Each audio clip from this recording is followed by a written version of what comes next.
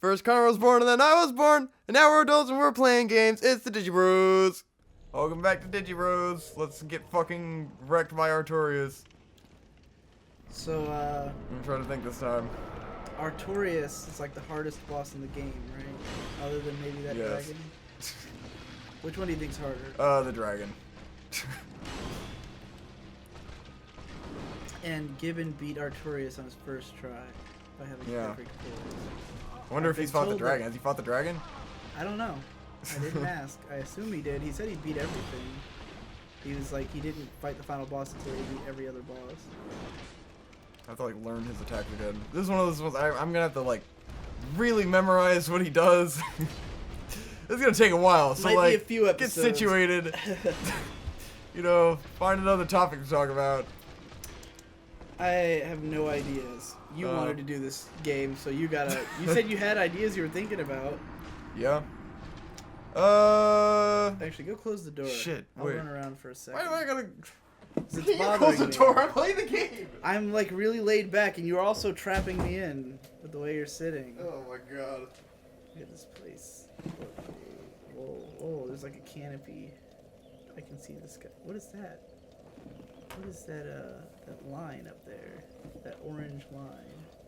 You see that? What? That orange line?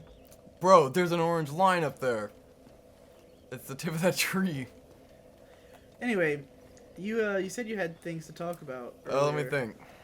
I remember there being various things like a few days ago because I was literally just like, this was last Sunday. I had like 4 hours to sit and chill. And in those 4 hours, I decided I'm gonna sit outside for like an hour and just think. And then like, that was very therapeutic, and I had come up with a bunch of topics to talk about on the show. I don't fucking remember them anymore. That was a week ago. No, I'm trying to like get that up out of my memory. Remember something about that. I remember having some pretty good shit to talk about. Yep. Sure makes for a great show talking about So all the it shit that goes. we thought that we had to talk about. If I just want to remember something. I like how you threw it that so it goes. Yeah. 'Cause I've been saying that a lot lately. for those who don't get that, the first song on the album "So It Goes" by Rat King starts off with Rick the producer, and he's explaining like how like context is different for modern rappers as opposed to older ones, like how like they can't really be compared like objectively, but he's explaining it in such a way that it's like, you know, like you can't even compare the two, you know, really, because like it's totally different and stuff like. Yes. He's like presenting this really like highbrow concept, like it's something he came up with while he was stoned or something. And No, he was just sitting with his friend talking about rap music. yeah, I know, but like the way he's saying it in the Oh song. man, oh god, now I've got a story. I remembered what's been going on. And then he goes, "So it goes," and the song starts. Oh god, what's the story? So, in this film class, there's this one like cool black dude. His name is Parnell, and like he's like the chillest motherfucker on the planet. Like you talk to him, he just seems like a really shy dude. Like he's super quiet. He talks, you know, he talks kind of like this. And like at first you think he might be kind of slow, but then you get to know him, and he's actually pretty smart. And then like I found out he's a rapper. And his music, it's pretty decent. Like he's got a great rapping voice. And it's funny because he's like the super quiet dude, and you can't hear what he's saying, and then he's rapping, and he just sounds, you know, like totally fucking loud and into it, and like, you know, like any other rapper. But he has a great voice, you know. He had Claim me to sit. He had Take kindly to threats. I listened to his EP. It had 5 songs. The last 2 songs were pretty good because they were like trap influence. The other ones were kind of like good, but like very like typical. And so me and this guy. And trap influence isn't very typical. Yeah, but they were good songs, so Okay. it was like it was cool, and I'm more into like the Trappy, cloud trappy rap. shit, yeah. And so like me and this other guy in the class, Steven, were like, bro, let's do a music video, because I've been really wanting to do a music video for like a few months just so I'd have one on my reel, and then I'd be able to get like more work doing music videos, but I'd have to do one for free first, like to show what I can do. And then this guy, he had this you know, he already had a song that he was trying to do a music video for. He's already like arranging, trying to do it, and he was like, yeah, you guys can do a music video with me. So it's like he's got this this stupid song called Monopoly Money, where he's singing about how like he's gonna have monopoly money because he's gonna make money in all these different countries, and then it'll, you know, it'll all different colors to look like monopoly money. Yeah, it did sound really familiar, and I was like, okay, it doesn't sound totally original, but you know, the song is all right. It's pretty ignorant, and the guys, his raps are actually clean and they have no cursing in them, which I thought it was great because he's like a smart, you know, college rapper, and he's got clean lyrics, but he doesn't rap about being clean, and he doesn't make it fucking obnoxious. Where it's like his raps are just like any other raps, they just happen to not have curse words in them. But anyways, so we meet with this dude at a Taco Bell, and we're gonna discuss his music video. My friend Steven foolishly invites Sergio, our favorite fucking person to talk about on these streams. And so immediately when Sergio's involved, one day Sergio's gonna watch this show. Yeah, he's gonna be and so I'm like, mad. man, he's gonna just take it so hard, but that I like how I'm you not even sure how even I you can. know. It's gotta Dude, if he wanted to show, he would be wrecked. But that would be terrible.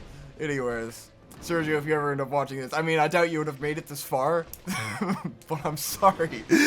I have to vent somewhere. But so Sergio's involved. Immediately, I'm like, this is bad. Like, he's gonna take this over, and it's not gonna be like, because the whole point was I wanted to direct a music video. I brought it up in the first place, and now Sergio's here, and I'm like, ah, shit. And so within the span of a couple days, like, first of all, we listened to this dude's EP with Sergio in the car, and he's talking about how like generic and shit it is, and then he goes up to this dude to his fucking face and is telling him like, oh yeah, you need to like, you know, be more unique to stand out and like be a better rapper. And I'm like, you're fucking coming up to this dude. He is doing his own thing. He didn't fucking ask you to be involved in this at all, and you're just coming in his face and fucking telling him what he needs to do with his music. It's like, dude, back the fuck off. This dude is like expressing himself. He does not fucking need this shit. You're not a fucking rapper. You're not some fucking industry professional. You don't just fucking go up to this dude and fucking lecture him on what he should be doing with his fucking life. Which, that was just the first thing. And then throughout the course of this, like, Sergio and this dude are mostly like sitting on the sidelines while we're doing this film shit most of the time, because like they don't have as much to do. So I'm like off working and shit. And so Sergio gets to talk to this dude a lot more than I do about his fucking music video. And like over the course of like today, I hear him and he's like, oh yeah, I'm gonna direct your music video. I'm like, there it fucking goes. This motherfucker hijacked my music video. Like that fast. It's awful. I'm like, man, I was really looking forward to making this guy's music video, and there it fucking goes. You should just talk to the guy and be like, hey, you know, Sergio wants to direct your music video, but I actually can make it good. So exactly. How about you should really do that? It's difficult because it's like I recognize where Sergio's the kind of person who talks out his ass so much, and he seems like you wouldn't second guess him at first because he's so confident in what he's saying that you wouldn't know that he doesn't know what the fuck he's talking about. I'm like, I feel bad for anyone who falls into this fucking trap. It's the worst. But now I'm like, I don't even fucking give a shit. I'm like, I'm done. Let me see the controller. Go Dude, I can't fucking help her. She wants something. She wants to go somewhere. Outside, but the front door is just locked. I can't unlock it. What do you mean it's just locked? You just gotta push it outwards and pull it in. No, the second lock is like broken. No, I opened the door 5 minutes ago. Dude, I couldn't get it open, okay? I tried the trick. It did not work. Literally 5 minutes ago. Anyways, this motherfucker hijacked my music video. What did you do with her? Where did you... Oh, so she went into the attic. Okay. Yeah, I don't have another point to make about that. That's pretty shitty. This is bullshit. I'd try and he's trying to like fucking like the dude already had a great concept for his music video where he's like, it's gonna start with this like hot chick coming out of a pool, and then it was gonna be like him and his boys, you know, playing Monopoly, and it's gonna be like this fun game of Monopoly, and then like in the end like he wins, but then he splits it with all his homies and shit. And it sounded like a fun video, and it's got a good theme, you know, it's the theme of the song. And I was like him telling me about it, and I listened to the song, I was like, I have a perfect like idea of what I'm gonna do with this music video. Dude, you need to stick up for this thing. You need to get it back. It's just so fucking annoying. Get it out of his hands. It's just like I'm just like, I don't want to fucking deal with this. You like the idea, you like the guy's song, yes. You need to take back control Sergio's immediately like, oh, we need you should make it like more cinematic and have like this plot going on. And, oh, look at this Beyonce and Jay-Z video where it's like a movie trailer. You should do something like this. See, he's trying to make it overly ambitious, and he's not going to be able to deliver on Oh, it. fuck no, he's not gonna be able to. He doesn't even have a. And now he's telling the dude like, oh, you should like rent out this camera, these lenses, and these lights. So, it's like, oh my fucking god. You need to sit down with this guy and be like, don't listen to Sergio. Disaster. He doesn't know what he's talking about. He's trying to blow it out of proportion. You just need to do a normal fucking video. I feel like this dude is smart, and he probably won't end up like getting too wrapped up in it. At least I hope so. And my friend was getting kind of pissed off too. The other guy who was involved. So I'm like, well, we'll probably end up getting it back. But it's just like annoying as shit right now. You gotta do it. You can't let him ruin this thing. It just fucking sucks. Not only it's like, is he that's my one taking- chance to get my fucking music video, man. Right, taking work from you and doing something that's gonna suck. So you should just fucking take it back. It's a fucking mess. Like, where do you just weasel your shit? You were way into shit. Like, how? It's so annoying. That is pretty Dude annoying. is cancer to fucking anything. He tried to rewrite my script. He rewrote the fucking script of the thing we had worked on. He just, like, just doesn't understand people's ideas and then shits all over them. It's horrible. Yeah. Showing the same fucking clips off his fucking phone of the thing from what I fucking shot and this stupid thing he was trying to shoot that he only got half of it done, but it's just like the scene of a girl in an elevator, and it's just like, he just shows everyone. It's just like, why? This is one fucking, like, one clip out of a thing. It's one shot. Like, please just make a full fucking film before you act like you're the shit. I invented. I heard. So, anything else you've had going on there, Brosif? Well, let's, you talk about something first. Nigga, I ain't got shit to talk about. I've been sitting around on my ass for, the other day, here's something. Okay, we talked about in the last playthrough that I was going to try to do Dry June. Yeah, what the fuck happened to that? I think it was like June 1st or so when we did that last recording. And then all of a sudden I keep coming up and you guys are drinking. I'm like, wait. I haven't been! Oh, It's I thought just you were. Trevor! I see. I Because mean, I, I'm saw the drinking beer was now. in your room, so I was like... No. Me and Trevor were both like, let's do a Dry June. Yeah, fucking right. And by June 3rd, it was becoming difficult because of that Denny's trip. And Yeah. just generally, I was just not I wasn't in a good place for the first week of the month, pretty much. Like, I just was not feeling well and Yeah. stuff. And I was like, this is the optimal time to drink. But I was holding off. Fuck, holy shit. And then Trevor gave in like 4 days. He said, what am I, a fucking saint? And Dude, that bought a motherfucker PBR. drinks all the time. Like, you're And right. he hasn't stopped since June 5th. It's Oh, June God. 13th now. Oh my god, it's so fucking deep. And he's into been June. drinking like every day. Ah! God, this fight is fucking terrifying. But for me, it was on like the 7th or the 8th because Pub Crawl came back after a long hiatus, and I was like, fuck it, I'm gonna drink for Pub Crawl. And so I was also trying to fix my sleep schedule because I've been on a nighttime sleep schedule, like where I'm awake at night. And being awake at night, like, there's benefits to being awake during the day and being awake at night. The benefit to being awake at night is that I spend all my time in my room alone, and I can get a lot of work done if I'm in the mood to do work. Yes. And if I'm up during the day, I won't get as much work done, but I also won't spend nearly as much time in my room. And when it comes to like when I'm only up at night, I start feeling more weak, and like because I don't move around enough, I just kind of remain stationary and fucking just get all stiff and tired and bored, and fucking it's terrible. So I was like, I'm gonna get back onto like a daytime schedule where I'm up during the day. So the day of the pub crawl, I wake up around like 8:30 in the morning or something, after probably only like 6 hours of sleep. And I stay up, but pub crawl runs from 1 a.m. to 3 a.m., right? Yeah. So by the time I go to sleep, by the time pub crawl's over, I'm fucking dead tired, and I'm like, alright, it's 3 a.m. Hopefully, I don't sleep until the afternoon. That was all I wanted. I was like, hopefully I'll sleep for like 9 hours is fine, it'll be 12 o'clock. I could totally... Waking up at noon would be like, awesome.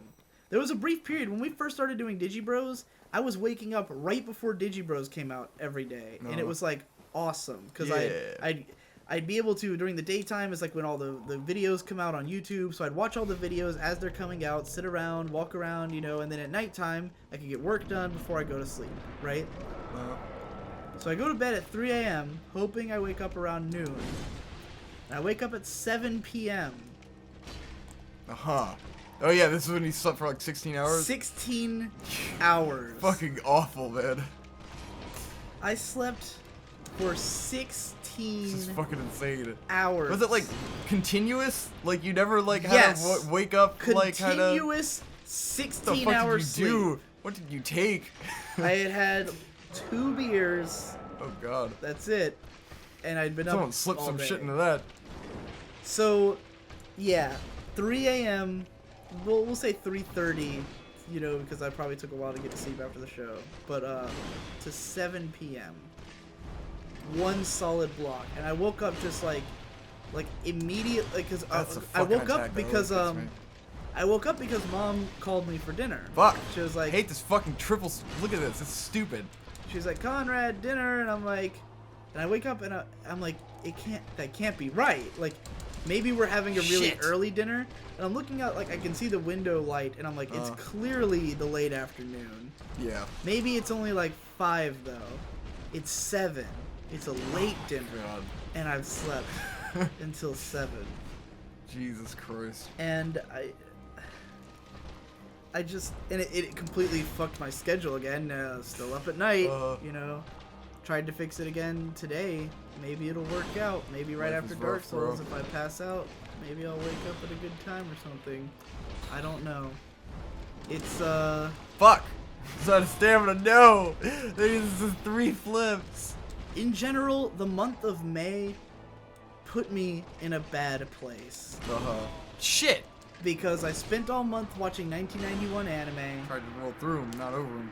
And I did that video, the one that you helped me film. Notice that video still hasn't come out yet. Oh, what was... God, dude, I don't remember anything. It's, you know how time has been for me? It's been over 2 weeks since we recorded that video. Wow. And I still have not edited it. Jesus Christ. I edited the live action segment. I haven't edited in all the footage. Yeah, isn't at that all. your 90s video? Yeah. Because it was just the sinking realization that the video, while interesting, is not going to be like a big deal. Hey man, that's how I felt about my short film. you gotta finish what you start. Yeah, I do. I gotta finish it, but yeah, that's exactly, it's that. It's just like, wow, I put all this fucking work into something that is gonna be nothing. It's the diminishing returns. But what's particularly painful about it is that during May, I spent so much time on that project.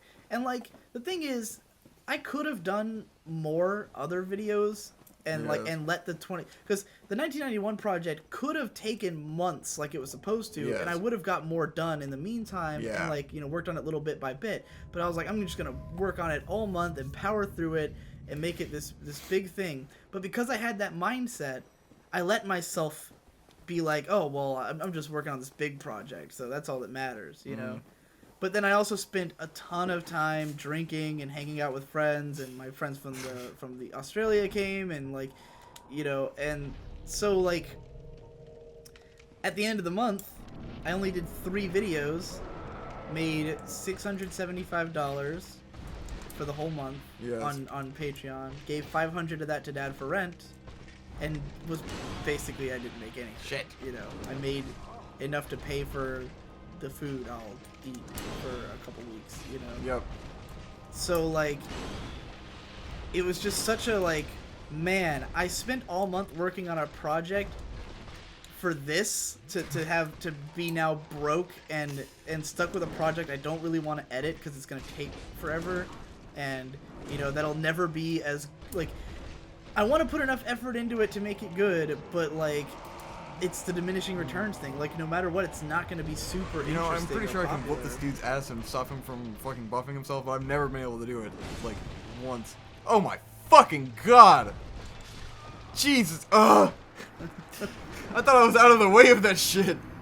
So that video put me in a bad place. And the month before that, or 2 months before that, I had been trying to do that whole Zelda movement video. That was basically the same story, where like by the time I finished writing the first one, I realized how much work it would be to do the whole series, and I was like, I can't bring myself to do this whole series. You always pretty much do the same thing. So I'm sitting on all these really big videos that I don't want to do because they're just mildly interesting. Yes. They're not like the Psycho-Pass one or something where it feels like it was like a really big, like, this is like a monument to what I'm good at, you know, like this is a testament to my skill and like everything I believe about shows.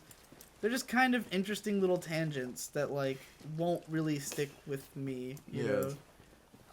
Yeah, man, you gotta learn to kill those babies before you're too fucking deep into it. The 1991 thing, like, it's just that it was so unique of a concept, and that's why I like it. But it's unique in that way that, like, you're gonna watch it and you're gonna go, huh, pretty cool, and never think about it again. Because it's just not, like, it's not relevant to, like, what you think about now, you know? Have we done it next time on Digi Bros in a while? We're letting it run because this boss is long. Oh, God. Well, I mean, okay, we can stop now. Don't do it like Orange-Sided Smoke. Like, this is gonna be insane. It's exactly 22 minutes right now. Okay. So. Next time on Digi Bros. Next time on Digi But I wasn't done with that thought though. That's why I was letting it run. All right. We'll finish that thought and then next time on Digi Bros. Okay. Yeah. Fuck. So yeah, I've just got all these projects stacking up, and then like the month started, and like I've been trying to do like clickbaity stuff. Yeah. But it's hard to have something that's like clickbaity and I can be proud of it, you know? Yeah. Because there's some concepts where like I wrote about this one thing. It was I wrote one video that's called "In Defense of Slice of Life Anime," where I'm just kind of trying to sell the idea that more stuff is slice of life than what people think. Like that, I would consider perfect, mate. I would consider like Cowboy Bebop a slice of life anime. Because it's really just like random pieces of the characters' lives. You know, it just so happens that those characters have lives that are full of adventure and fun and action and stuff like that. But the show is never about that. It's never just about action. It's never just about this or that. It's just a slice of life show. So and I think like slice of life is like the coolest kind of show. But like the point I make in the video is just like whatever. Like, you know, it would be a popular video, but I wouldn't be proud of it. You know. And then I wrote one about like how Madhouse handles anime adaptations well because they like they make the settings feel very real. Yeah. But I wrote it to be like a quick 3-minute video, but I feel like it should be like a 30-minute analysis, you know. And I don't know. I should just be cranking out these videos. I shouldn't even be thinking about it. I should just be doing them. But it's your job. Well, is it my job, though? Because if these videos are disappointing, then people won't patron me anymore. That's true. Because, like... Or will they? My job is two-sided. On the one hand, I need to have more fans to increase the number of them that will patron me, but I also need to have deeper relationships with those fans so that they will pay me more. You know, because Jesse Wood makes more than I do with a fraction of the fan base because his people care about his content. You know? And if I start putting out nothing but clickbaity stuff that's kind of simple, then it'll get more attention, but it'll not be as, you know, as popular. So, or I mean, not as people won't think it's as worthwhile. So it's like a hard line to walk. And then I just started writing Ava videos, and now I feel a little better because I wrote like 3 Ava videos. That's good. So far. So, yeah. Next time on Digi Bros. Next time on Digi Bros.